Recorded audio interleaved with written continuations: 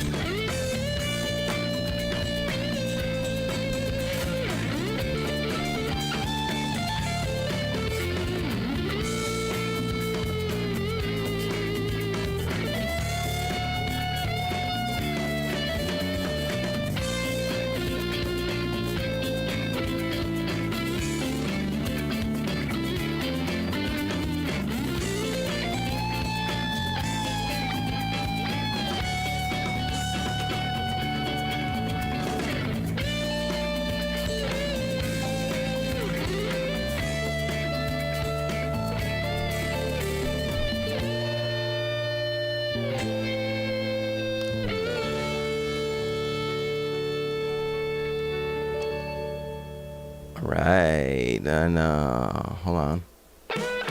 Oh, I knew I wasn't going to catch it on time. I got too many windows open. I need more monitors or more, I don't know, an assistant. But yeah, it's Dave. Hang out and chat. It's weird. Usually it kind of starts slow, and then people start kind of chiming in and hanging out. Just, I guess, like a little party. First, a couple people come in to the door, and then eventually there's like a whole bunch of people hanging out. And it goes way longer than you thought because people, you know, we wind up just hanging out and talking and stuff. So I got some interesting things I wanted to talk about. Just every week I'm coming across different things music-wise, either writing or listening or interesting facts I'm finding out because that's just, you know, spend a lot of time looking at music. And I got a couple of interesting tidbits I learned or listened, you know, heard. What was I going to say? Okay, I think this is working. Okay, yeah. I'm actually live. We're going live. So we did, you know, every Saturday 9:30 we're doing a live thing. It's been me and then Karina. I have my original stuff and, you know, the 2 albums that are out now. I'm working on a third. Where's the album cover? These guys here. See that black and white dude and the color picture there. Who's that handsome guy? I don't know. Devin looks better than I do. Right now, at least. I just came out of the shower. My hair's all wet. Got my Stevie Wonder shirt on. You know, it's very comfortable, and it's Stevie Wonder. Next thing, I need to get a Donny Hathaway shirt. I don't know if they even make those, but, you know. But Stevie Wonder is one of the great songwriters of all time. Great performer, plays every instrument. Anyway, yeah, we do the live cast every Saturday. If you have any requests, let us know. It's been me and Karina. Like I said, I have the 2 original records, working on the third, and then we have Lip Service, which is a band that does covers for the most part for every genre ever. We've done dance, just dance music all night long, Rihanna and whatever, pop stuff, disco, Donna Summer, whatever. And then we also do rock, Zeppelin and Heart and AC/DC and Guns N' Roses and then pop. You know, we were doing some. Everything. What were we doing? We did some Talking Heads. Did Sex Pistols last week on Saturday. That was kind of fun to do the British accents. It's always fun to sing with accents. Anyway, but we're working on the sound because the sound. It's always tricky to get the live sound to a live stream decent. So I was just playing yesterday for the first time, coming right off of the mixer. So you actually get audio, kind of like. Right now, you're getting audio right off of the mic, right into the computer. And then obviously the guitar would be mic'd up and the other vocal will be mic'd up. And it's very clear. We just got to tweak that. As opposed to what I've been doing, which is having a PA in the room like a live show and then having just a mic in the room picking up the PA, which gives you kind of a live vibe, but it's sonically not as clear. This is like, a live concert video, and if I mix it right, it's pretty cool. So look forward to that. If you come on Saturday, let me know how it sounds. I think it's going to sound a lot better. just a lot clearer. Like the vocals will be this clear, which is can be good or bad depending on if I'm having a good day or a bad day. But it'll be much clearer, so you'll hear all the nuances. But actually, I was checking it. Just did some tests, tweaked the mix a little bit, and I kind of dug the way it sounded. And I sent it to Karina, and she thought it sounded really good. We just got to tweak it just a little bit. The tricky part with going live off the board is, it's right off the board, so there's no sound of the room, so it can sound very dry. So you got to tweak the effects where it's not so wet, but it doesn't sound so like just right direct into the mic. Trick is thing there. But anyway, I want to talk. If anybody has any, actually, I haven't even looked at the chat. Oh. Hey, Bob. Hey, Darren. Hey, Will. I'll do a wave. Will waved, so I got to wave back on the thing. Okay. Open up my chat thing so I could see if people chat. Wasn't even paying attention. Just rambling on. Ramble on. Good song by Led Zeppelin. But anyway, I was watching on the BBC. Actually, it wasn't on the BBC. Literally, it was on YouTube. Women in Rock. I think it's in rock, something like that. I kind of stumbled on that at a girl in a band. So BBC did a special called Girl in a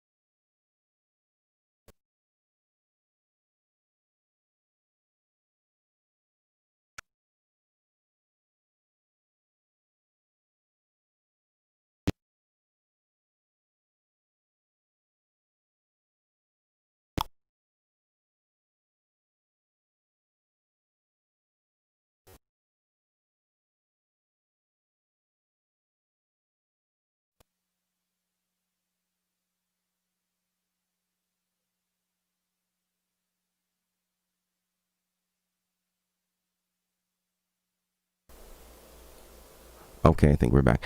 Just like I caught that this time. Some reason, in OBS software, Open Broadcasting Software, which is the mic, for some reason, just cuts out for no reason, and it comes back in like a second every 5 seconds, and it comes in, and it comes out, and I could see it on the meter if I'm paying attention.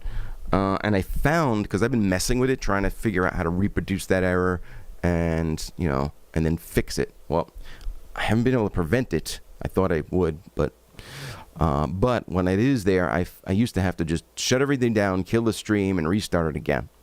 Now I figured out a way to get it to just recalibrate by changing the source to something else and changing it back to my Rosetta, what do you call this thing? It looks like I'm overloading to the inputs here. Back to my Symphony Rosetta 800, which is an Apogee converter. So at least it only cuts out for a minute. But anyway, I wanted to talk about the Suzi Quatro has a documentary.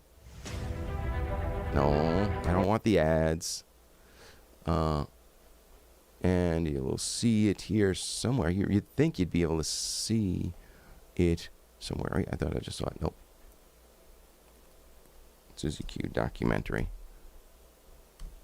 You could actually, I think, yeah, you could actually, there's the trailer. It says some, cool stuff, and you could then watch it on YouTube for like $4.99. I haven't watched it yet, but if you're not familiar, if you know anything about females in rock, you should know Suzi Quatro. If you've seen the movie The Runaways, they even mention her, and I think some of her songs, like The Wild One, I think is in the soundtrack. But basically, she was around from early 70s before the Runaways, before Joan Jett, before, so she was like the first rocker chick ever, really, rocker chick.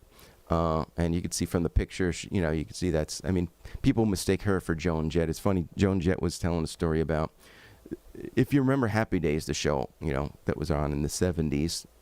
Oh, it takes place in the 50s, with the Fonz. Everybody knows the Fonz, right? Well, Susie Quattro played Leather Tuscadero on Happy Days, and she played in one of her songs or whatever on Happy Days in Arnold's, and she was the only one who was actually a real musician, and she really sang and played on it. You had Richie Cunningham playing saxophone like really well, but obviously that wasn't him. That was some session musician.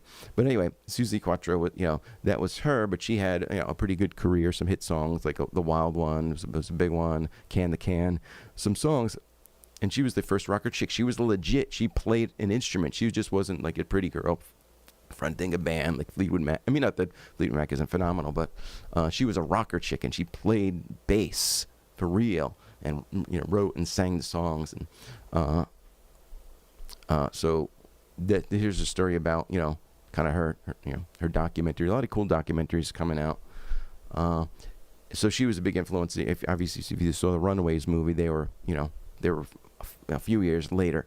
So if it wasn't for her, you probably wouldn't have had the Runaways. And obviously Joan Jett is a big influence on Joan Jett. And Joan Jett was an influence on many other people to come after. But Joan Jett had this story where people would see her and be like, "Oh, I love you in that episode of Happy Days. You played Leather Tuscadero." And she's like, No, that wasn't Susie Quattro. She says the first few times she corrected people. Now she just gets it constantly. She's just like, "Yeah, thanks." Because she's got the same haircut, the same kind of look. Obviously, if you look at the Joan Jett videos where she's all dressed in leather, same look.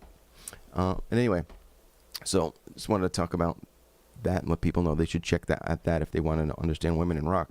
So that led me to watching the documentary, the BBC documentary called Chick in a Band, and I don't know how many parts it is, but I know it's more than one episode. This is the part 1, part 2, blah blah blah. And there's some interesting stories in there, but most people confirm with me that the audio is back. I know you guys. I know the audio cut out, but if you guys can let me know if the audio. I think I'm back. I hope. Actually, if if my audio is out, then you can hear me asking you to confirm that the audio is out. Is it? Well, actually, so I'll have to message it. Actually, I could actually play it. I know the audio cut out. Okay, yeah. I hear it because I'm playing the live stream on my phone and I just heard it on the thing. So we cool. What was else I was gonna say? So this subject, right? So far is like women in rock. But if I ask most people, like, what's the first all-girl rock band, like legit rock bands, to get signed by a major label, who would you say? Anybody have a guess? And you're probably going to be wrong, unless you were into, 60s, 70s rock. Most people would say, I'll give people a second, see if anybody can get it right. Trivia, music trivia. There are no prizes. One of these days, maybe I'll come up with a prize. Like there are Dave Blair T-shirts, so maybe I'll give those away at some point in some kind of contest. Oh, anyway, somebody was messaging me. But anyway, okay, nobody can guess. Most people would say, because of the movie, probably the Runaways, right? They would say the Runaways, which was Joan Jett's first band, and Lita Ford played guitar in that band, and there's a whole movie, and they had songs like Cherry Bomb, Cherry Bomb, cool song. You would be wrong. The band would be in 1968. A band called Fanny was signed to a major record label, and they were fantastic. They were, probably musically, I would say they were more talented than the Runaways. The Runaways were good. They were young, though. They were in their, I don't know how old Fanny was, but I think they weren't 15, 16. They were, I think, in their 20s at that point. So they were seasoned musicians in Fanny. The piano player was really good. There's a guitar, bass, drums, piano, keyboard player. Mostly she played piano, and they all sang, and they all did all those things really well. So if you like, it's a little bit different. Runaway's a little more straightforward rock. Fanny was a little more 60s. It still kind of rocked. It definitely rocked. Actually, let me play a little bit of it just so you get a taste if you're not familiar. I posted some of their stuff before. Lately, they did I wouldn't say a reunion, but they started kind of promoting some of their stuff again, on YouTube. Coming across fine, ATM. Thank you. What was I going to say? Oh, I wanted to play a clip of Fanny.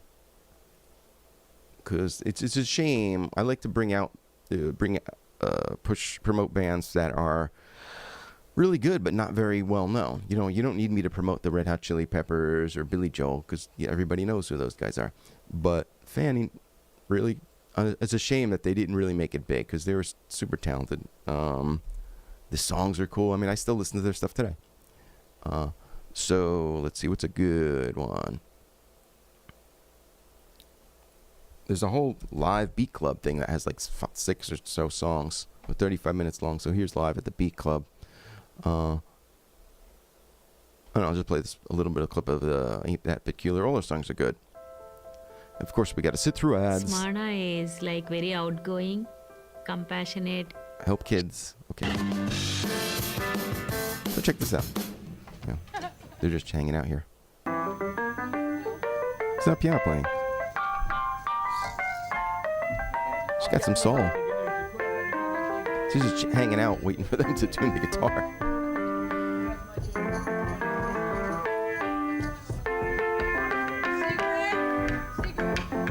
You could tell that she could legit play. She's got a nice, very musical band. But anyway, Roy, they're not even playing yet. It's jamming. you got it.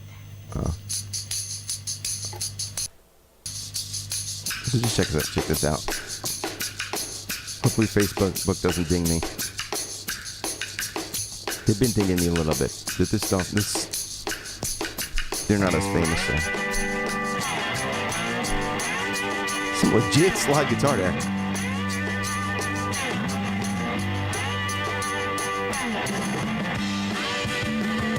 Turn it up.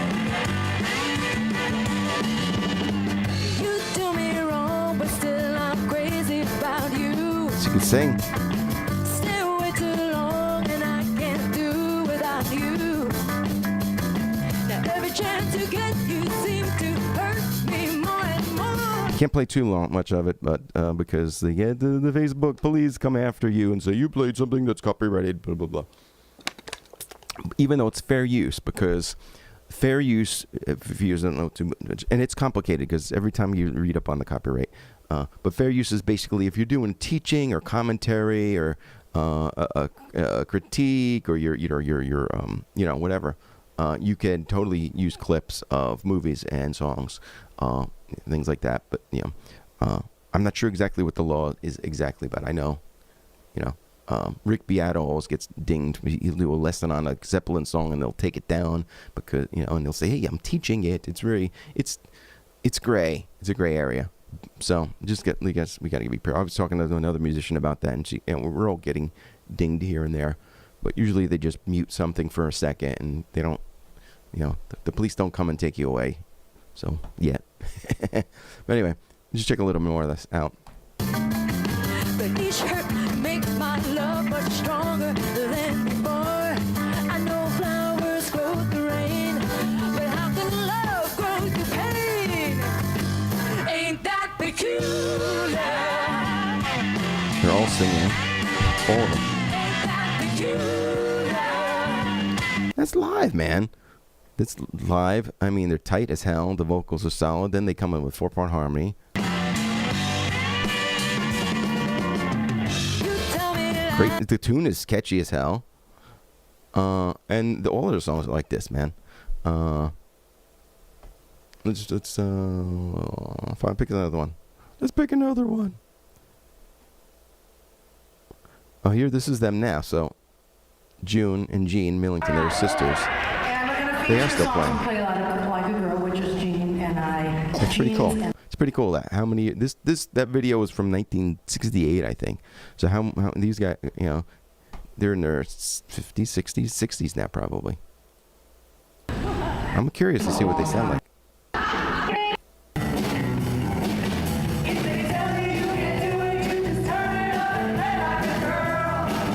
It's not the greatest songs here, but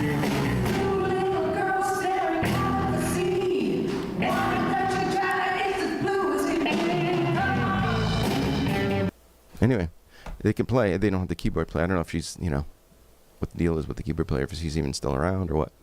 But I would go check them. I would go see their show. Dude, they're still playing. Blind Alley. That's another tune by them. It's worth checking out. You know, going on YouTube and checking out a bunch of their stuff. There's a bunch of live clips, and obviously they have the records out.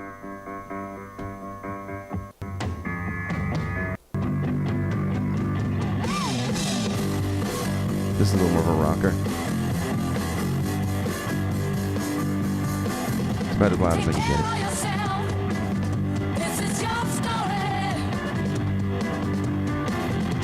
Just kicking ass on the drums.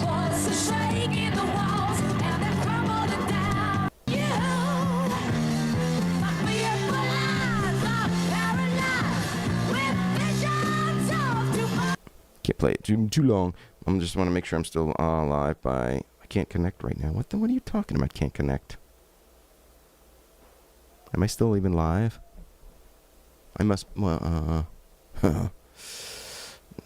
freaking YouTube. YouTube is my friend. Just want to make sure I'm still live. But what was I going to say? So that's Fanny. Go check out their stuff on YouTube. They got cool...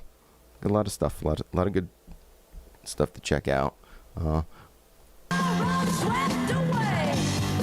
play the drums.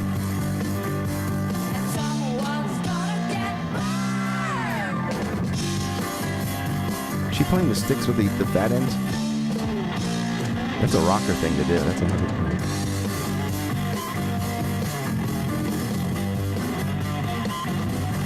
Anyway.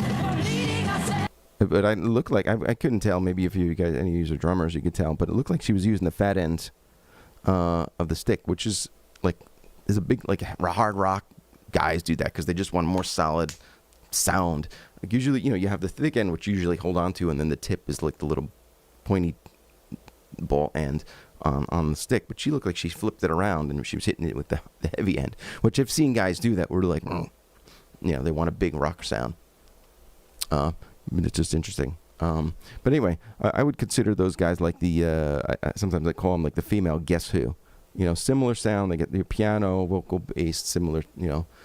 Really good band. Better than the Runaways, I would argue to say, as far as talent and songs. The Runaways are cool, but they were 16-year-old girls. They were great for 16-year-old girls.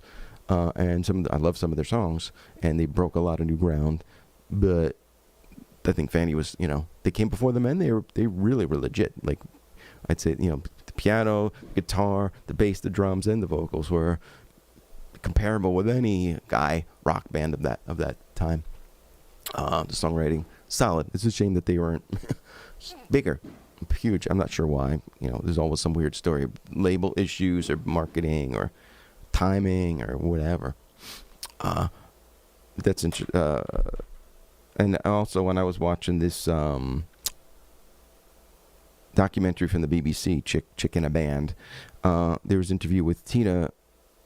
How do you pronounce her name? Weymouth from Talking Heads.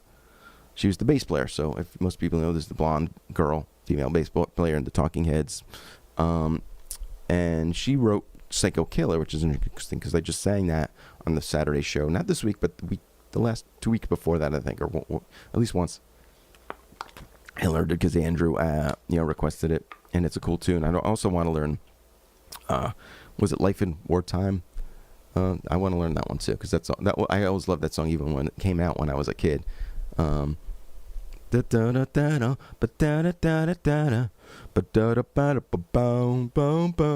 song, I gotta learn that. It's called Life in Wartime, which doesn't make a lot of sense because there's nothing in the lyrics that say life in wartime. Maybe that's what it's about, but You would think that the name of that song would be like, "This ain't no party, this ain't no disco, this ain't no fooling around." But no, that's what the lyric that everybody remembers. The name of the song is "Life in Wartime." That's annoying when bands do that, because I could barely remember the names of the songs as it is.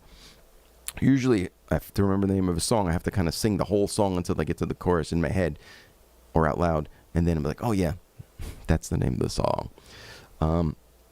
But what she was saying about Psycho Killer, because I mentioned I was joking around when I sang it last time on the live stream that there's a part in French, and I didn't. I know there are people that listen to me that are from Canada or France that speak French fluently or French. And I felt, I was like, oh, you guys, I'm sure I'm embarrassing myself because my French is not right, and I know there's a French part in the song. I'm just trying to copy what's on the record. Well, it found, Tina wrote the song Psycho Killer for the Talking Heads, and she's like, yeah, it was kind of like she wanted to take it from the point of like a psycho, like Alfred Hitchcock type of thing. They got the idea from Alice Cooper. They wanted to do something like, crazy like that. So she's like, yeah, we wanted like a split personality where she had different sides to him, like a psycho. And the best way to do that was do part of it in like English and part of it in French to show the two sides. Like, just like the guy, if you've seen them, obviously you've probably seen this movie Psycho. If not, see it like now or like as soon as this live stream is over. Because you have to, because it's like, it's a movie that everyone needs to see. But anyway, in Psycho, well, I don't want to, spoiler alert, if you see Psycho, the guy has kind of a little bit of a split personality. So they get the idea from Alice Cooper, Hitchcock, and anyway, she's basically said, yeah, we put it in French, but, my French isn't really right, and it's not really right on the record. And then she goes, and then when I see everybody, people covering the song, they copy all the wrong French that's on the record. I'm like, okay. So I guess, I don't know if that's good or bad, because I know I wasn't even getting the French right that's on the record, but I guess it doesn't matter because what's on the record is not proper French. It's a really, like, raison, mon espoir, je sais dit. I have no idea. I don't even know what he's saying. But I thought that was kind of funny. Kind of ironic, I guess. Is that irony? Because, I was worrying about getting it right, and it's not even right on the record, so I should just give up. And just mouth it. I mean, sometimes that you do that, and even when I do like certain songs where it's like raps that go by fast, or just, I mean, the songs I've been singing for 20 years a certain way, because I phonetically just sounding out the thing, and then I go look up the lyrics or see the live of that band doing it, and I'm like, that's what he was saying? I've been singing it the wrong lyrics for 20 years on that song. Nobody ever noticed. I don't know. Not just that one, but a lot of tunes. So anyway, check out that girl in a band. It starts from early on for like Big Mama Thornton, who was like a blues. She was African American woman, if that's the politically correct term this week. I don't know, but blues singer that basically wrote and sang "You Ain't Nothing But a Hound Dog." That Elvis, I mean, most of the stuff that early Elvis was basically just redone versions of blues tunes other people had done before, but he, people thought he was like an inventor of rock and roll, which he wasn't. I mean, obviously he had guys like Little Richard, but even, basically he was just taking those blues songs, speeding them up, and, being a white dude, the first white dude to do stuff like that, I guess. But anyway, Elvis had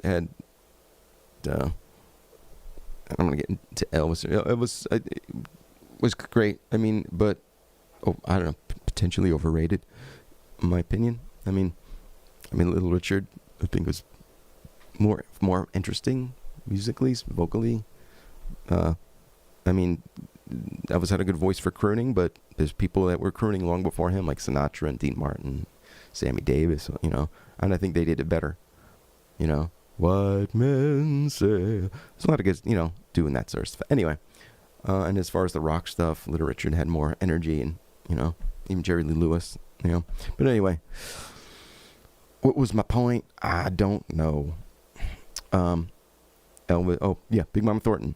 So she was basically the one who wrote, "You ain't nothing but a hound dog," and then Elvis took it and, became way more famous than she did. But she was like one of the first one in rock I guess you could say. Even though it was blues, her stuff was a critical aspect of rock. So what do we talk about? We talk about the Susie Q documentary, Susie Quattro, which you should see. The Woman in Rock, or it's actually Chick in a Band. They're being a little, funny, because obviously that demeans, like when you say, oh, you're a chick in a band, it implies that it's not taken as seriously as a guy in a band. But that's what they named the documentary, to kind of turn it on its head and show the irony of these. There's women that are very integral to rock and roll. Your Fannies, your Susie Quattros, your Joan Jetts, your Runaways, your Big Mama Thorntons, your Tina, and a lot of women that were in bands.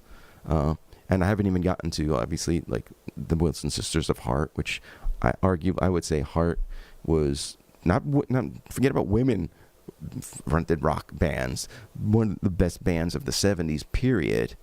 I always loved the Heart stuff, the Tiger Butterfly, and the all those albums from obviously Barracuda, one of the coolest songs ever.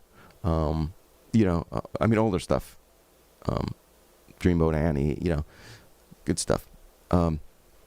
Another thing that I wanted to show, which I'm just trying to think. Did any questions, any comments from the Peanut Gallery about? Come on, you gotta have something to say about women in rock. Did you see the movie The Runaways? Most people have seen it on cable. I thought it was a good movie. It made me want to start an all-girl band. But apparently that's not impossible. Well, although these days there's operations for that, but I'm not that dedicated to starting an all-girl band. I think I'll stick with my normal self. I'm being humorous here, but no, The Runaways I thought was a fun movie. Just reminds me of the days of starting not an all-girl band, but just starting bands and playing in garages and parties and stuff. It was fun times. Still fun. Today it's live streaming, which is still cool. It's convenient because I get to do it right out of my house, and I get to do whatever tunes I want. And I don't have to deal with club owners or whatever, setting up a PA. But another thing I wanted to put out is, Osric Tentacles. Anybody hear of Osric Tentacles? Maybe we should Wikipedia these guys. Is Osric Tentacles. So I listened to these guys in the 90s, and I hadn't listened to them in a long time. And Ronan Chris Murphy, who is a producer that I know out in LA, really good producer. He mixed both of my records, and he's on Famous People. I've mentioned him before. He taught me most of what I know about audio recording and mixing, and we still talk. We're friends. When I get out to LA, we have lunch or whatever. Great guy, really just loves the music, and that's what he does for a living. Mixes records for and records records for a living. 5 days or more a week for the last 30 years. So the guy knows his stuff and just loves music. But anyway, he posted that Osric Tentacles has a new album out, and I was like, dude, I haven't listened to Osric Tentacles since like the late 90s. And I didn't even realize, I thought they were like a 90s group, but they actually were, a UK band that started in 83. And at this point, I think they have 30 albums out. Okay. So, and they're basically like a prog band, but they're a fun prog band. I mean, there's a lot of bands, they were around long before Galactic. There's a lot of instrumental, bands like Particle that are doing like a spacey, psychedelic jam band instrumental prog thing. It's kind of big now. There's a whole, circuit of that stuff. But these guys were doing this shit in 83, before it was 10, 15 years before it was a thing. I mean, those prog bands are obviously, they're out now, like Galactic and Pigeons playing ping pong. They're like, they're funk, mixed with, there's keyboards and guitars, and it's proggy, but it's jammy, and it's psychedelic, and it's groovy, disco-y, dancey as well. Anyway, these guys were doing that before, and I was checking out one of their tunes, and I'll play a little bit of it. And they're still around. Obviously, they got a website. Where is their website? Osrix. So I bet you guys never heard of these guys. So I'm introducing you to a whole new world. I know a lot of obscure bands. The album covers are the coolest. This is really cool artwork on a lot of their album covers. So here's this, The Cosmic Key and the Scales of Tahuti, out now. New albums. What band puts out 2 new albums at the same time? I don't know. So check that out. But I haven't even really listened to the new stuff. But Ronan was just saying the other day, I forget what he recommended, one of the albums. And maybe I'll play a track from that. Is that I spell it right? That's Rick. How do you spell it? I don't know. Oh, it's right there. Oh, hello. As in a Z. O-Z-R-I-C. Tentacles. This is The Strangertude. That's the album that I have from 91. But what is that one that I was listening to the other day? That was really cool. Shoot. There's another band, Atomic Rooster. Another one, maybe I'll play some of them. Was it Eternal Wheel? Space Bass. Just the names of the songs are cool. I'll play a little bit of The Strangertude. But there's another one I think was really cool. January 2017. Commercials, strictly from commercial. A little trivia. What album or what song is that from? Strictly Commercial. Come on, you guys got to know that. You guys are failing dismally on the music trivia today. Strictly Commercial.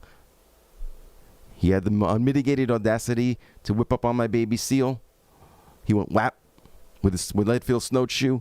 If you don't know that song, I don't know where you've been living. It's not a hit song, but it's a song if you know obscure prog-ish rock from the 70s.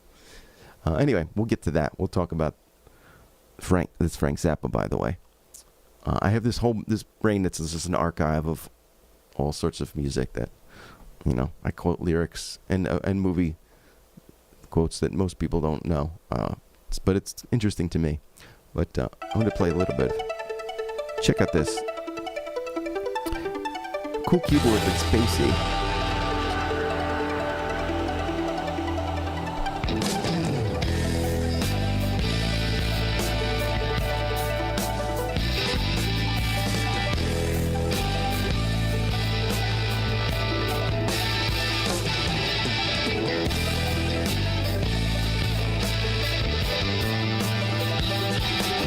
Different pieces of this.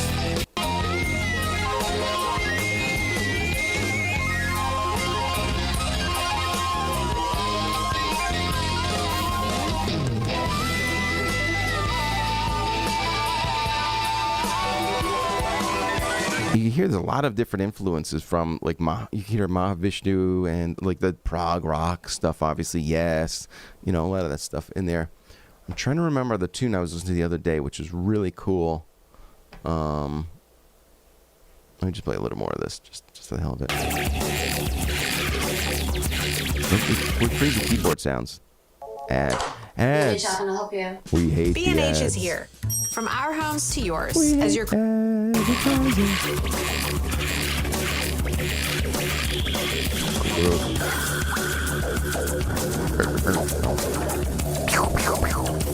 Spacey, right? Psychedelic. This is 91. So this is coming out just around the end of hair metal,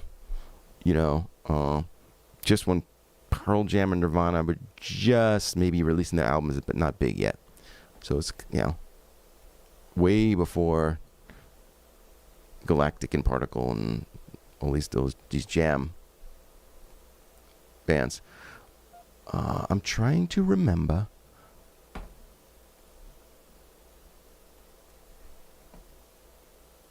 What was the one I was playing the other day?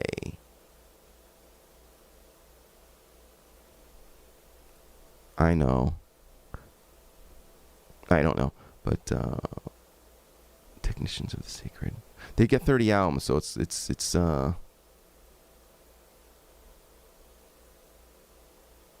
yeah, well, I was playing it the other day, so I wonder if I'll remember the album cover when I see it. It wasn't Eternal Wheel, but anyway, so I want to play it because it was a cool track. So for you people, I'm making this effort. So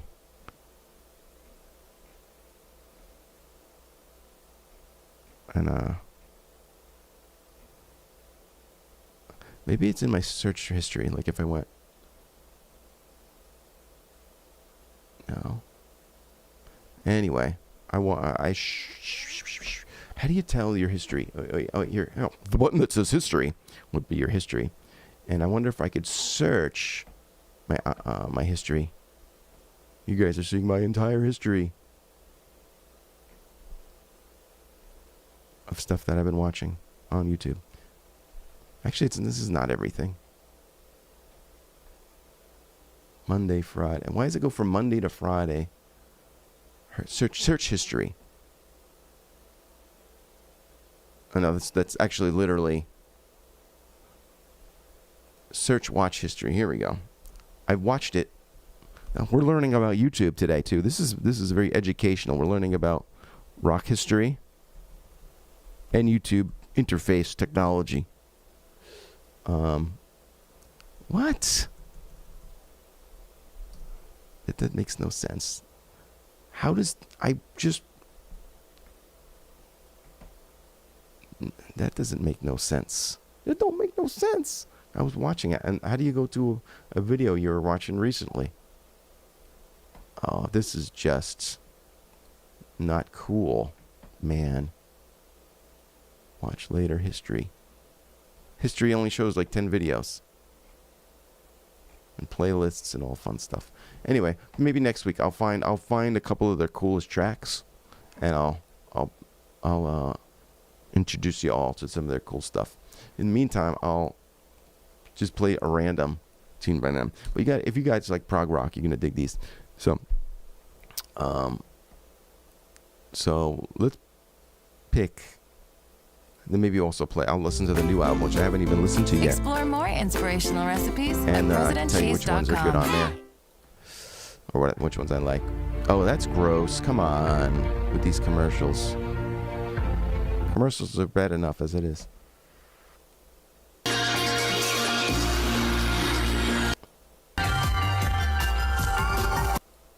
Even if you don't like them, the album covers are badass.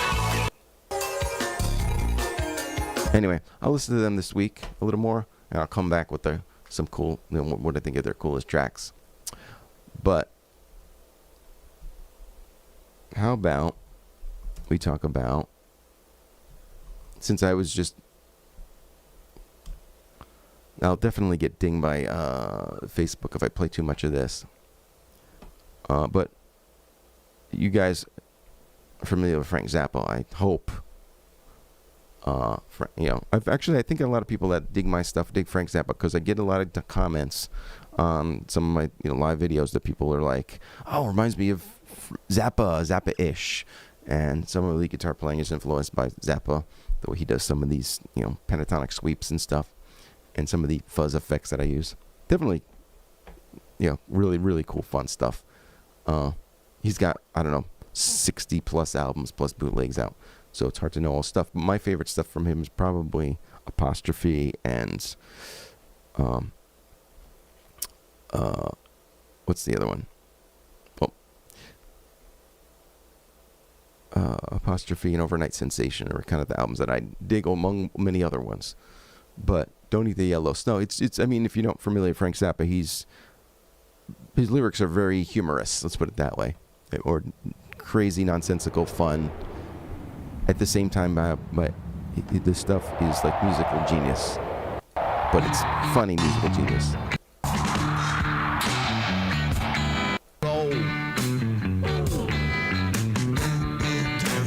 multiple time And my mama signatures. cried. My mama cried. And my mama cried. No, no. Anyway.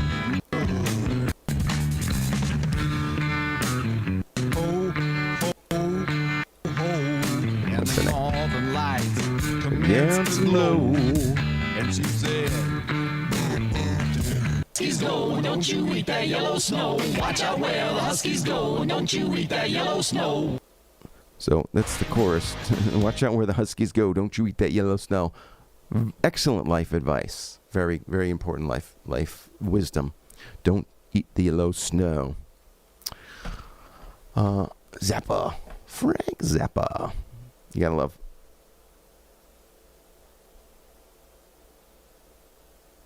Bob is saying, are you logged into my YouTube account? Yeah, I have multiple YouTube accounts, and I'm always confused which one is which. Because I have multiple ones that I use to post videos. I have, videos that are for, just Dave Blair, like live stuff in the shows and stuff. And then other ones that I use to post videos for friends and stuff. And then one for lip service that I use just so I could store some videos that I put on the website. So I got 3 or 4 of them, and it's confusing because what Google does is without your asking, it starts linking stuff. So it'll link your Google account to your YouTube account that's totally unrelated. And I have one that I actually opened up. This is a pet peeve of mine of Google. For a friend, I opened up. He didn't know how to create his Gmail account, so I just created a Gmail account for him as a favor. And for some reason, Google gets the idea of, this is your new Google account, and it synced it and locked up everything that I do as that being my main Google login account.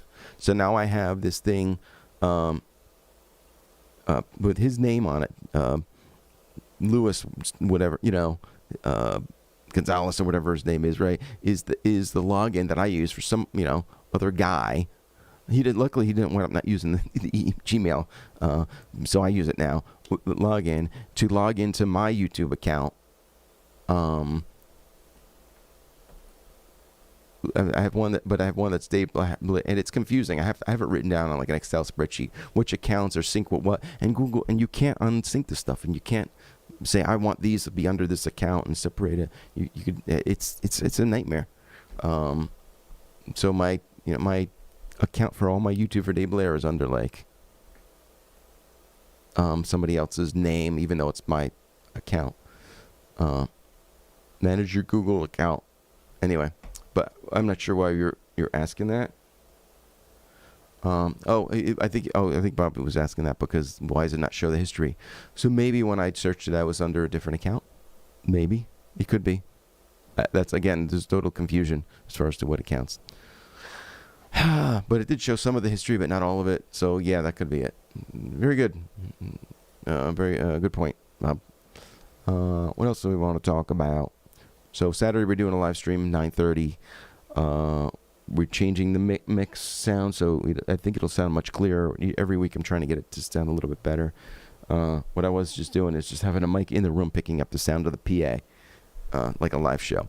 But this sound issues is it's in a small room with a low ceiling, and it sounds muddy and mushy. And then also the compressor was muddying it up because it was squashing. I didn't have it. It was set too sensitive on the input. But anyway, so we're gonna try the live stream because I had a friend of mine that was doing it, and it's like a couple of friends of mine were doing it that way, just direct off of the mixer, and got it sounding very, very clear. So and I was surprised the guitars actually sounded pretty good. I'm not doing what most people do. When they're live streaming, a lot of people are just using some kind of computery module, even right in the computer. They plug their guitar into the computer and they do all the sounds, emulated amp sounds from the software in their computer, which to me never sounds right. So I'm still using an amp. It's just mic'd up. So I have a mic on the guitar amp. It's a Sennheiser 906 for you people who like to know about gear. And then I have the 2 mics for us singing and then backing tracks. So I have a flash card right into the mixing board. It's a what do you call it? RCF mixing board. So you could actually, it's a really cool feature. save. You can actually record off of the board on the SD card and also play backing tracks or on the break play music off of the SD card. So it's really convenient. So you don't even need an iPod. Although sometimes we need to use the iPod because we have it's hard to coordinate all the tracks to the SD card because we have hundreds and hundreds, and sometimes they're not on there. Anyway, what was I talking about? So each week we're trying to tweak the visuals. We added some cool lights and stuff and blah, blah, blah. Anyway, so that's going to be interesting. I think that's going to really be a nice step up once we dial in that sound this Saturday. It's going to be really clear, and then once we hear it back, we'll tweak it just a little bit. But I think I did some testing last night, and it actually came out pretty clear. No, I would show you the test, but it was, I don't know. It's just me goofing around. Actually, that might be interesting, but I don't know. I don't think you guys don't want to see that, do you? You just goofing around testing. So, what was my point? Anyway, Women in Rock, Suzy Quatro documentary, Psycho Killer in French. What do we talk about? Osric Tentacles, which we'll talk about more next week about Prague. Big Mama Thornton. And I don't know. Karina was going to join. We were going to probably talk about funny lip service stories. We got some funny stories. I mean, talk about Spinal Tap. I mean, every band has those Spinal Tap stories. Last week I was talking about how, we've gotten lost backstage, like in Spinal Tap. There's lots of different stories. I'm trying to think of one. If Karina was on, I'd be like, Karina, name one of the stories, and I would talk about it. I might save them ones for some of the good ones when Karina's on there. I'm trying to think. Some good ones. Lots of stories. Actually, I was texting guys, if you know Donna, the bass player from Lip Service, and also she's all on my records, and she's in the Red Flags video that you could see on YouTube and Facebook. That's last I checked, that Red Flags, which is just me, Donna, and Gary in the studio right here playing Red Flags live. That's been on Facebook for a few months, floating around, and right now it's got 600,000 views, which is not bad. I don't see any money from that. It's just but that's good to know. And people, it's like got 2,700 comments or something, most of which are good. It's funny with the comments on the video. You get people, oh, you're great. Stuff is great. Oh, it reminds me of Steely Dan. I love Steely Dan. You guys are great. Donna gets more compliments than I do. People like, the bass player's so cool. The bass player's so funky. She gets tons of compliments. I get compliments too. People dig the tune and, Red Flags, and they like the lyrics. And then once in a while, just someone from the Peanut Gallery troll. And this is something that if you're a musician, just prepare. It's funny when I started putting stuff on social media, one of the people who taught me was like, prepare for the hate. There's always going to be hate. I don't care who you are. Michael Jackson, Mariah Carey, whatever.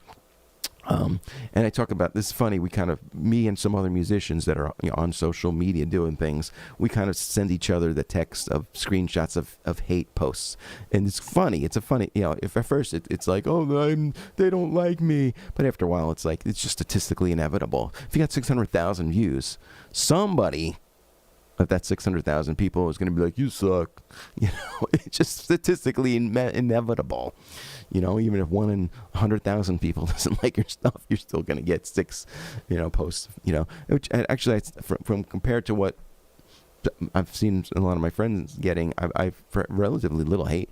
I sometimes go a couple of weeks without any negative comments and dozens and positive comments. So statistically, I'm doing, good. Anything, usually like 1 or 2% is average, and I'm way below that.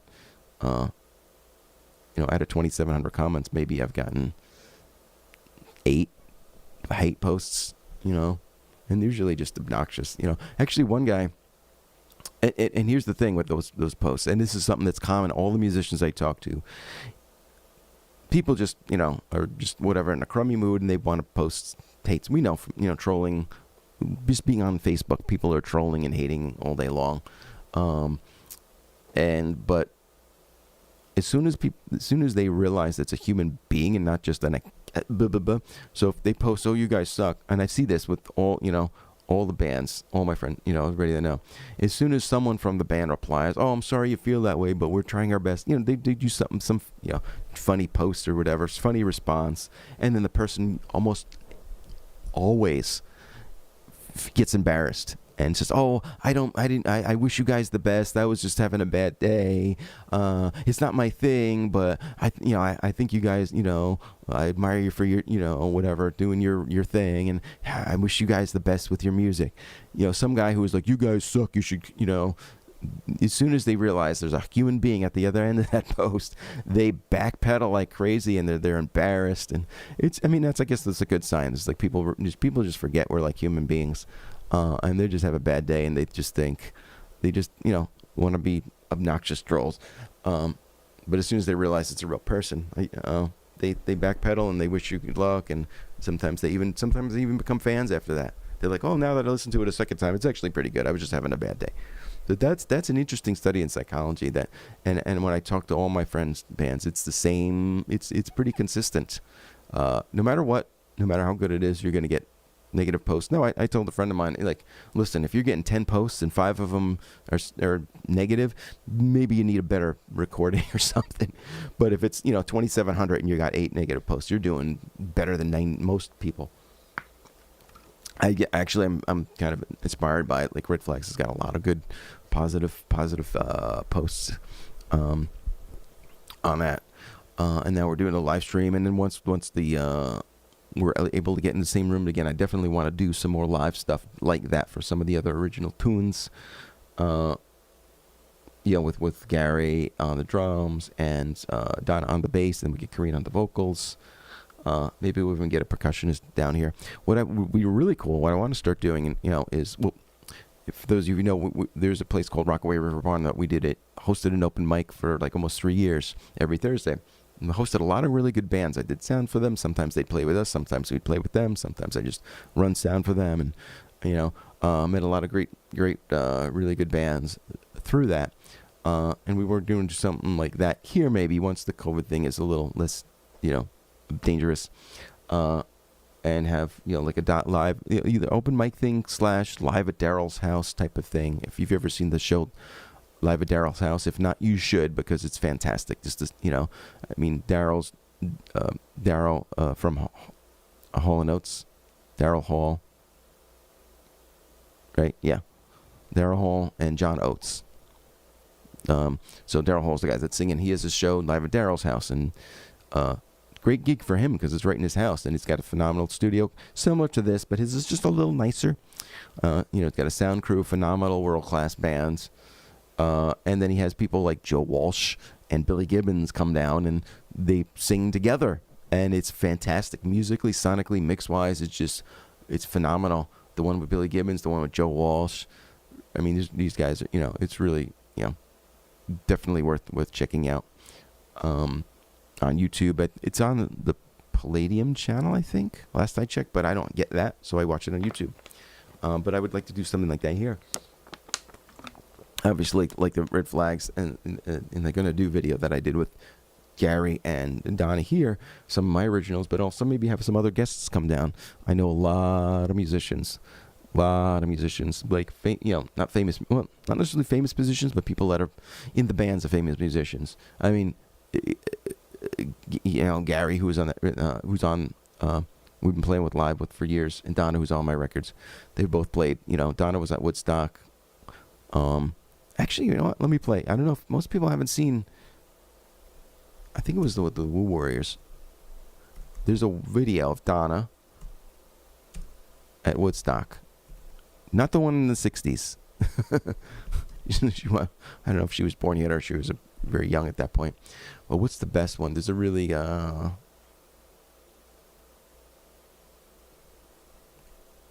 was joking with her that she wears a hat in this video. There she is right there. So she's wearing this Dr. I call it the Dr. Seuss hat. And I was like, next time we do a video, you got to wear the Dr. Seuss hat. Actually, when we did the Red Flags video, I asked her to wear it, and she couldn't find it. But she said she's going to look. But let's find a part that's... I forget which song was the one that I really liked. I mean, it's all good. So yeah, Donna. There's Donna. So that's Donna. That's in my on my albums, and this is at I don't know, in front of 50,000 people at Woodstock, '99. So.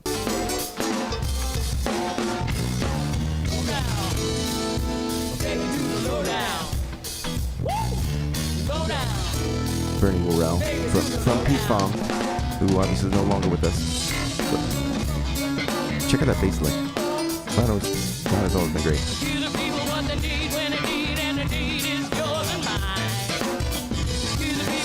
There's Donna. That's Mike Moon, another friend of mine. That would be cool to get Donna and Mike down here on a jam. Look how many people. That's a phenomenon. I mean, I've played to some big crowds, but I've never played to like a Woodstock crowd of 100,000 people. But that's Donna from my band, and playing with Bernie, who was the keyboard player from P-Funk. Everybody knows P-Funk. From Flashlight. George Clinton, obviously. But he was in, his band was called the Woo Warriors. Actually, later on in this video, even though it's a Woo Warrior show, Bill Clinton, that's a different. Bill Clinton played the saxophone, but he was not nearly as funky as George Clinton.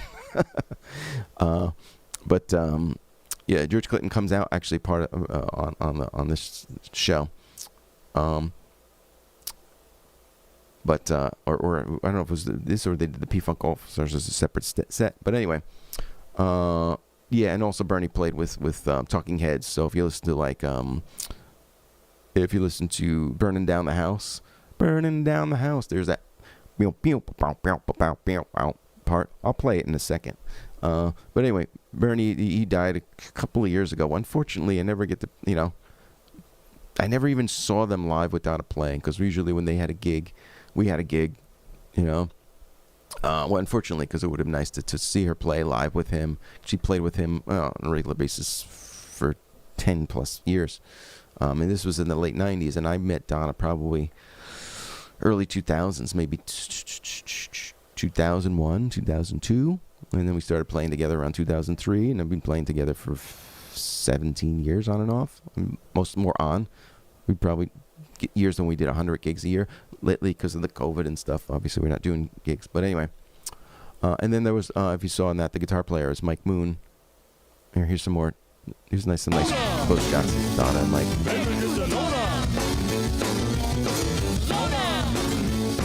Hey, Donna. There you go. That's a good shot. Anyway, and also Mike Moon, he is, obviously he sings, plays guitar, and sometimes Donna has another funk band. It's basically a funk R&B soul band called the Master Plan, and it's her, Mike Moon, the guitar player you just saw, Wubba and Rachel, who actually own the School of Rock in Hoboken. But when Moon can't do it, they've called me a couple of times to fill in, and that's a fun gig because we get to do a P-Funk and just this old school funk with Herbie Hancock, the Meters, stuff that you don't normally do in most of these rock bands where they want you to play Green Day and stuff. But I love playing with different bands because I play one band I'll be playing. Kathy G has a couple of bands one's called Hybrid, and she, that's a whole nother story how those different bands morphed into different other bands. But some of the stuff that I played with Kathy G is rock, AC/DC, Guns N' Roses, fun rock stuff, and it's all live, no tracks. Well, maybe a few tracks for some of the newer pop stuff. For the most part, you just crank up and play AC/DC rock with a live band, and that's just fun. That's just and I sing half of the stuff, and it's just fun. And then lip service stuff is more tracks, which is I'd rather play with a live band, but then the tracks afford you the ability to play a much wider variety of material, because off the cuff you could just, we got a track for that, and I know the vocals, and I don't, and I could pick up on the track pretty quick, and we can do a lot more material off the fly with the tracks. Whereas if you're just playing a instrumental, with just live band, everybody in the band has to know the song from top to bottom. So with the tracks, it's like I'll learn the vocals 2 days before, and we'll just try it with the track, you know. But anyway, what was I gonna say? If you want to see Bernie on the Talking Heads, I mean, I'm assuming people are familiar, but sometimes I play stuff for people who, like, I was talking to one of my friends that's younger. She's like 29 and 29 or 30 or, you know, so in a band, and I was mentioning some bands, and she's like, "Oh, I've heard of them." I'm like, you know, and so I sent her all these links. Oh, you got to check this out. You got to check that out. I assume people know who, you know, Frank Zappa is, and King Crimson, and Talking Heads, and it's cool when you meet somebody who you know appreciates good, you know, good music, because what do you call it? Yeah, then you can introduce them to cool stuff. So actually, you know, Burning Down the House. Here we go. This is the live. So if you've never seen this is one of the coolest concert videos ever, which is from Stop Making Sense. And the Bernie Worrell plays with this band, and it's you know, obviously the David Byrne and the Talking Heads, the whole band.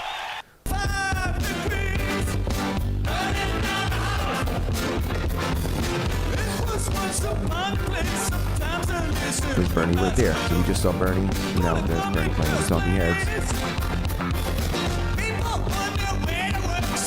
So it's interesting. It's like, you know, they say 7 degrees of separation with Kevin Bacon. Well, it's the same thing with music.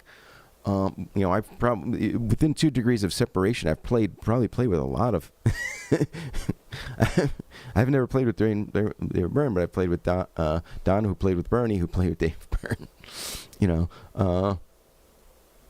but between you know, within 1 or 2 degrees of separation, I played with a lot of famous people.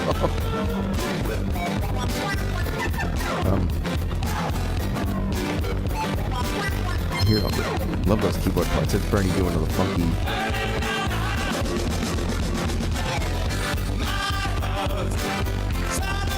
What Bernie was great at is he could just take a tune and somehow fit in a cool, quirky, funky part that just took it to another level. But he always fit it in. It could be layers and layers of tracks and 10-piece band, and he always found a space that made it fit just right. I mean, you can't imagine the song without those little quirky little sound effects that he did. It's just so musical. That was Bernie was a trained musician. He was like classically trained. I think so later on, you know, the sound effects.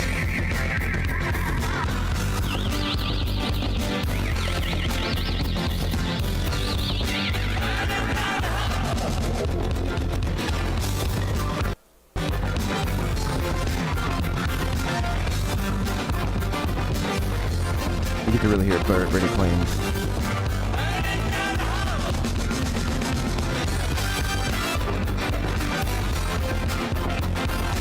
They're running. Cardio. Get some cardio in, you know. Playing your concert, might as well get some cardio in, you know. But yeah, this is, if you haven't seen the Stop Making Sense, you need to see it.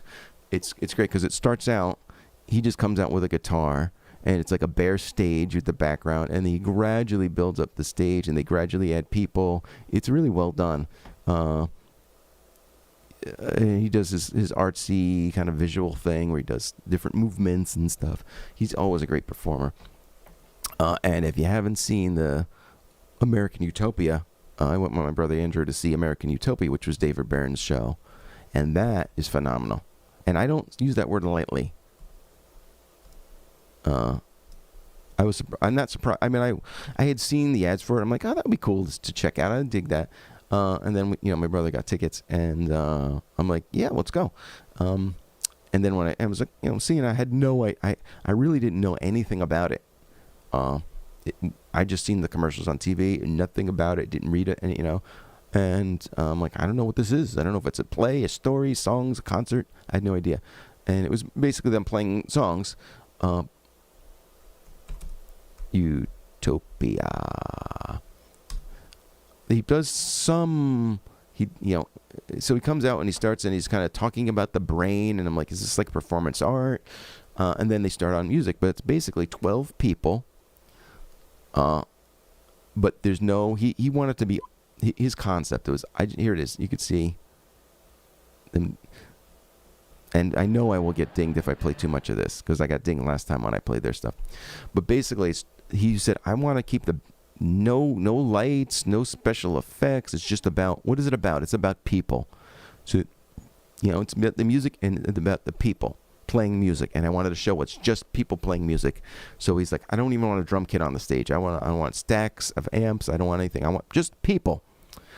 And that's what he did. It's just people. It's a stage with people, and the bare minimum. He's an instrument, a bass, a drum, no drum kit, no nothing, and it's them on a stage, a gray stage, and it's one of the best shows you're gonna see. Way better than Cats. And I've seen Cats, which is big production value. All these costumes and lights and backdrops, and I'll just play some pieces of this, but.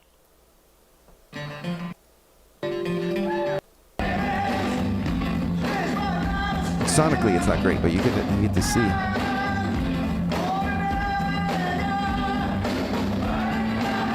They are unbelievably tight. It sounds. Some of the songs sounded like you're listening to the Talking Heads record.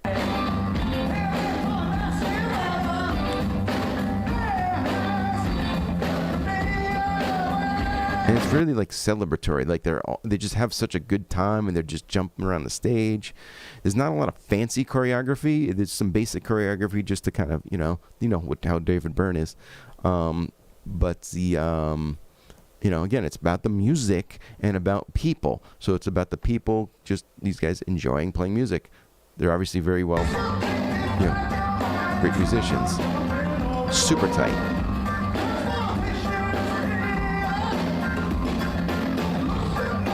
So there's no drum kit. One guy's playing the kick drum and with their hands, and the keyboard. It's amazing. All the keyboard parts, and how complicated or how overlaid the keyboard parts. Especially like on this song, you got multiple keyboard parts on that Bernie World's doing on Burning Down the House. You have this guy just doing this. Looks like a 3-octave keyboard, and I guess somehow this is done on a remote, and backstage they got somebody on a controller controlling the sounds, because he's got multiple sounds, and this is just a really basic controller here, switching all the sounds to get all the right sounds for all the records, and it nails them.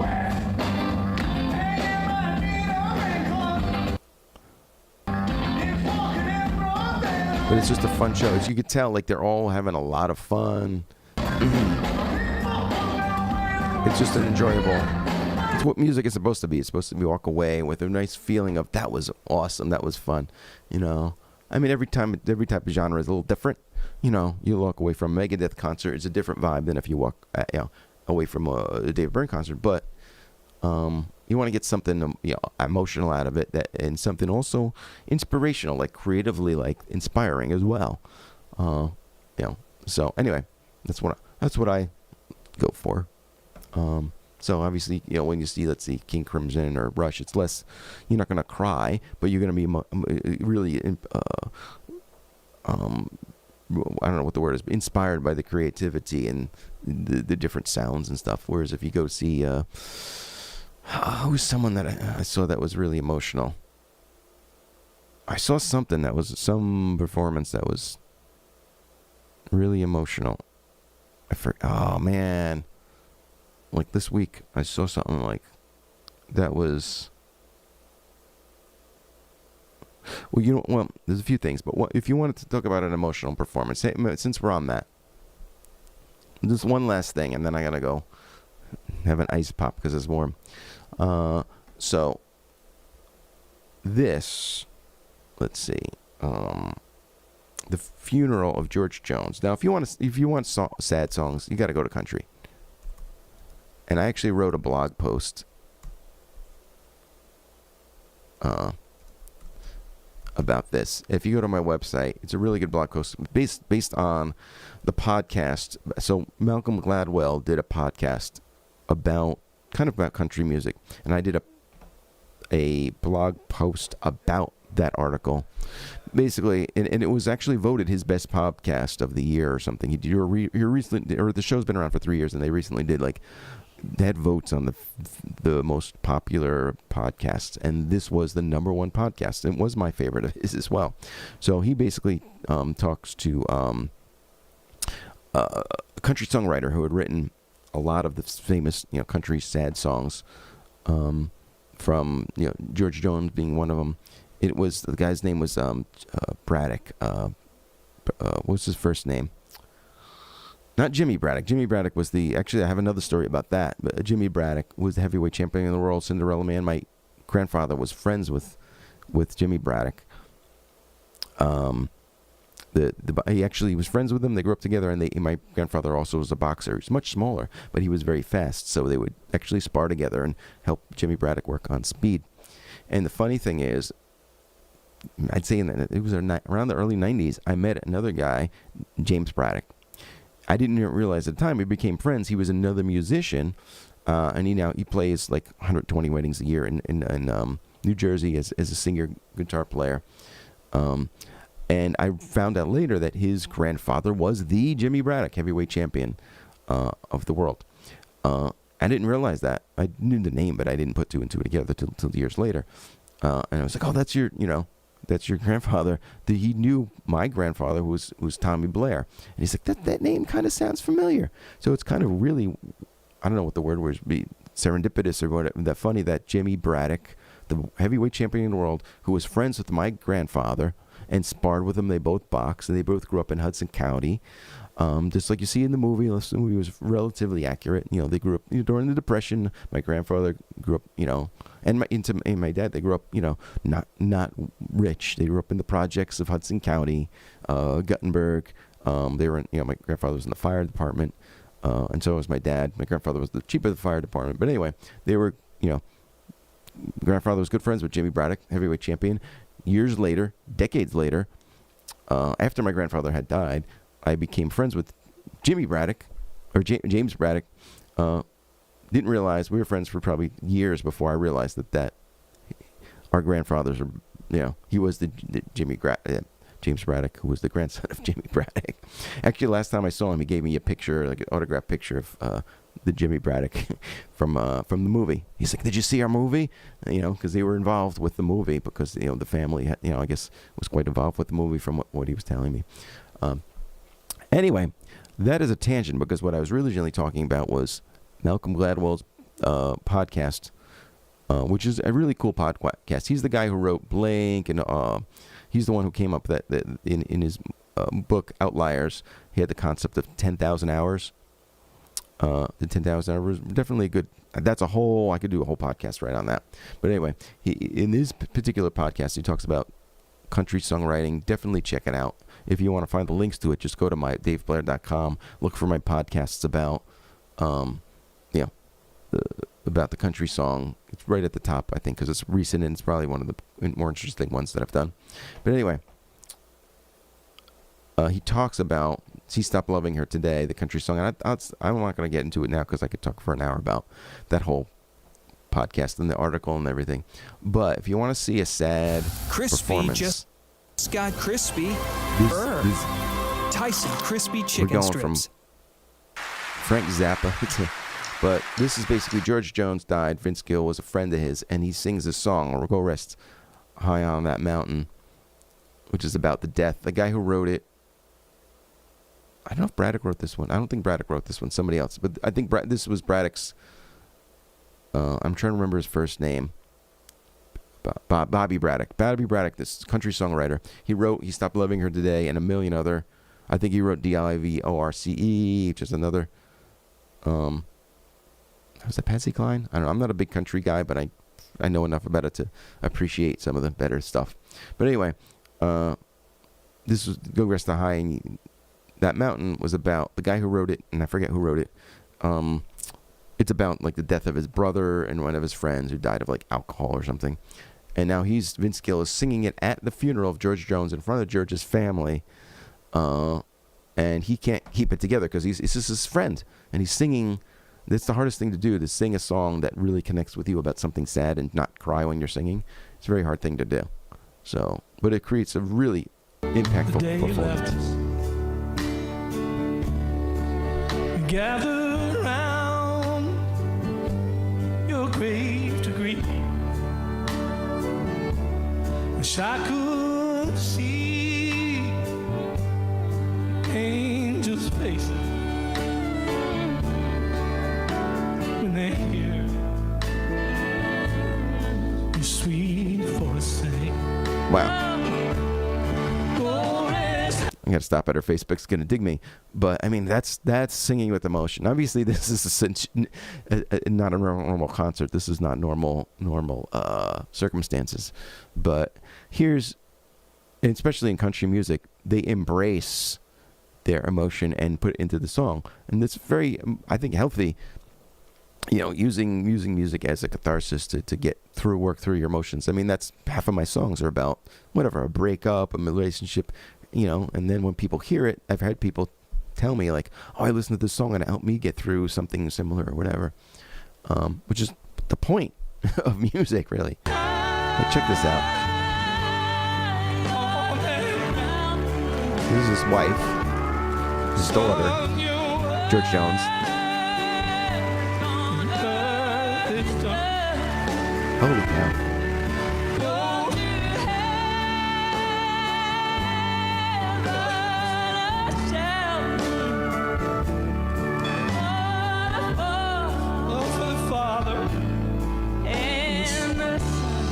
Wow. Not a dry eye in the place.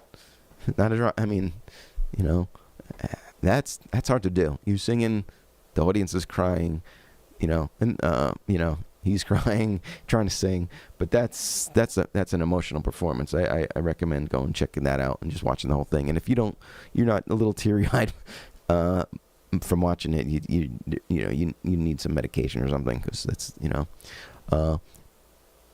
there's and it's a whole nother talk about, maybe I'll just do a whole podcast just on that podcast about that other podcast. But the Malcolm Gladwell podcast about country music, he talks about, you know, also there's another example of in classical music where there's a song where the lyrics are right from Anne Frank.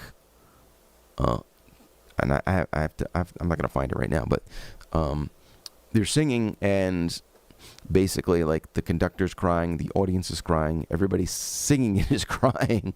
I think the one girl not singing, or one of the girls that was singing lead, wasn't crying, and afterwards she's like, "How did you not cry through all that?" She's like, "Well, I couldn't look at the conductor because he was crying. I couldn't look at the audience because they were crying. I couldn't look at anybody around me because they were crying, and I would have just started crying. So I just stared at the back of the room and tried to focus and just sing because I was this close to crying the whole time." I mean, because the lyrics connected with something real. I mean, it was a real thing.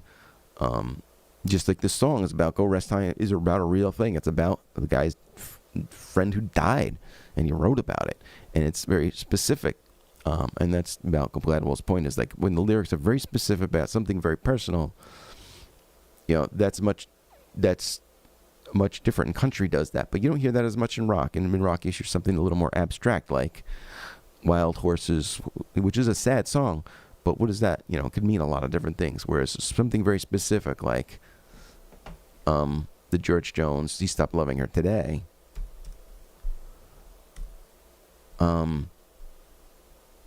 And actually, Alan Jackson sang it saying "He Stopped Loving Her Today" at George Jones' Make funeral. the days count with carbs to fuel and electrolytes to help replenish. Nothing beats Gatorade. Pertinent, obviously. Prudential can help. Oh, Financial stop with the professionals, freaking... automated investments, and online They don't tools. care about Prudential. We want to hear some music. He said, "I'll love you till I die." This is a sad... This is... She told him, "You'll fall and get tired." So, if you've never heard this song, I think I'm not gonna. It's a song that has a story, and I think you need to listen to this song without me. I'm not gonna play it for you, because there's your homework. Watch this song, Alan Jackson singing "You Stopped Loving Her Today" at George Jones' funeral, because this is, I don't know if you never heard the song. I think the first time you hear it, it's a little different because it's a story and you don't realize.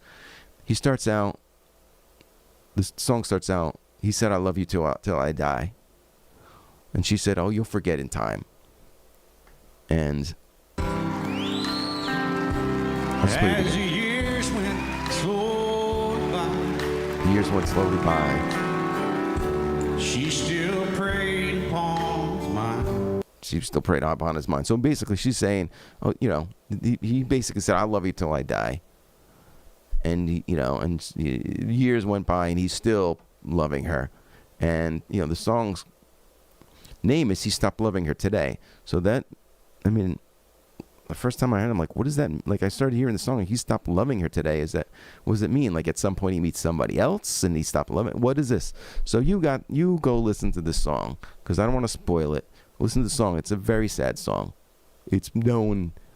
Sometimes people call it the saddest country song ever written, or the saddest song ever written, because country is the saddest of all genres, and that podcast talks about why.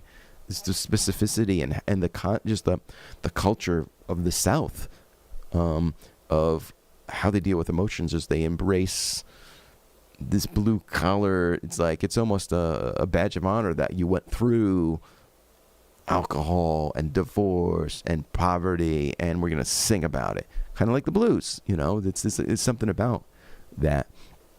Whereas rock is more about partying and sex, drugs, and rock and roll, and there's sad songs like Wild Horses, but there's a more abstract. It's never as specific as something like this. So go check this out, and I'll leave you guys on that with that homework. You will thank me, and if anybody does, and come on next Wednesday's podcast and tell me what you thought about this song. He Stopped Loving Her Today, George Jones. And actually, I'll post it into the chat to make it easy for y'all.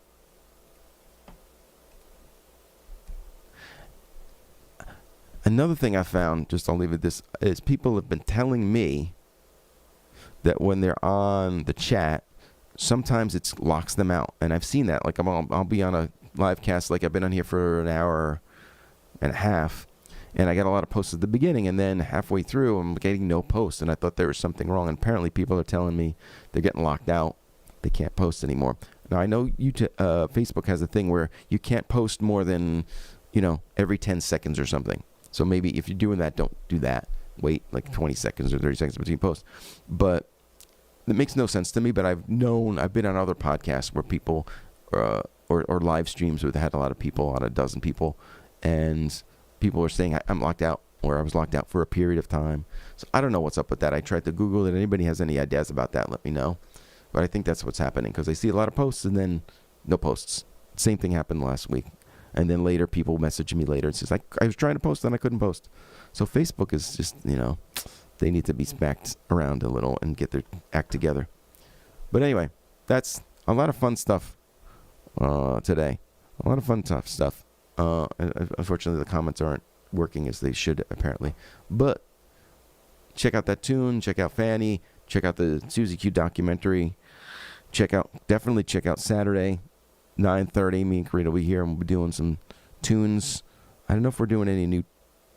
What was I working on? New tune-wise. I was still working on, Drive, which we did last week, but it was my first try. I'll get that a little bit better. Then Just What I Needed is the other Cars tune, and I listened to it. I'm like, I didn't like how I did the chorus, so I've been working on that. So that's how I work. I listen back and I take down notes on all the stuff that I didn't like, and I practiced it, and then I watched it the next week, and hopefully it's better. And usually it is.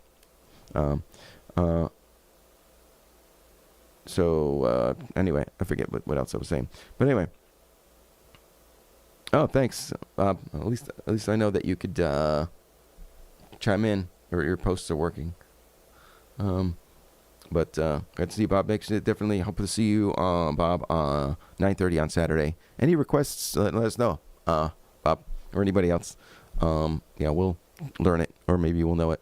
And check it out, because I'm curious to see what you guys think about the sound quality, because I'm totally changing how I'm going everything direct right off of the board, which will make the clarity much, much better. So that should be fun. And I'm not sure what other tunes we're learning. I was working on something new. I was working on new stuff. Maybe we'll throw in some rap or something, some Pitbull, because we did some Pitbull and stuff. People always get a kick out of that. I've been avoiding doing the rap and stuff because I'm more of a rocker, funk rock and stuff like that. Awesome, thanks, Bob. Look forward to seeing ya. but the rap stuff, people always, that was like a little mini claim to fame when we did stuff. And I do a rap, you know, Pitbull. I didn't even know. I would just learn. They would just give me stuff to learn. I didn't even know who the artist was. There's songs that I've been doing for years, and like, oh, let's do that Beyonce tune. I'm like, which one is the Beyonce tune? And you know, and then they'd give me, oh, the one, you know, they'd sing a little bit. I'm like, oh, that's Beyonce. Oh, I don't know. I don't listen to the radio of, you know, terrestrial radio. You know, I listen to Osric Tentacles and Zappa. You know, Steely Dan. I listen to new stuff. You know, Pigeon playing ping pong and the new Osric Tentacles record or whatever. The Headless Torsos, you know, obscure weird shit that, you know, is from, you know, more interesting to me. But, you know, but then when the band tells me, learn this Pitbull, I learn it. And people are like, wow, you nailed that Pitbull. Because people think I'm a rock, you know, a white dude playing rock and I'm going to sing, you know, whatever, you know, white dude rock stuff, which I do, obviously, the Cars or something. But, you know, but then I also do, you know, I'll do a rap, and then, you know, somebody will come up to me and like, yo, and give me the fist bump, you know, because they actually do it right, you know. I try to do it right because I'm a singer, so rapping is, you know, I applied what I knew about singing to rapping, as far as, you know, the vowel movements and matching the phrasings and the dynamics in the pocket, and just as a musician, just basically listen to what they were doing and copied it, and it seems to work because doing it for 20 years, people are coming up to me every show saying, oh, I love how you do that, right? White boy doing rap, and you do it good, you know? So people seem to dig it. So maybe I'll throw one of those in just for fun, because people seem to dig it when I do like a you know, rap Pitbull, or what was the other one with Sean Paul? I used to do the Sean Paul, Give It Up to Me. I'd have to remember that. And there was another one that was, the T-Pain. That one I have to practice. You know, that's a tricky one. That's very wordy, but I had it nailed at one point. So maybe I'll review that. And people, you know, people get a kick of that. People usually say if nothing else, I'm very diverse. I could do a Cars tune, then do a Donny Hathaway tune, then do a Stevie Wonder tune, then do a Pitbull rap, and then do, you know, or Sean Paul, then do a reggae tune, and then do an Iron Maiden tune. It's all music. It's all music, you know. Anyway. Hasta la vista, baby. I mean, you guys would know what movie that's from. That's an easy trivia. I'm not even gonna ask. If you don't know that, then you haven't been on this planet. Hasta la vista, baby. Anyway. Let's see, let me just find the button to turn this off. Find the button.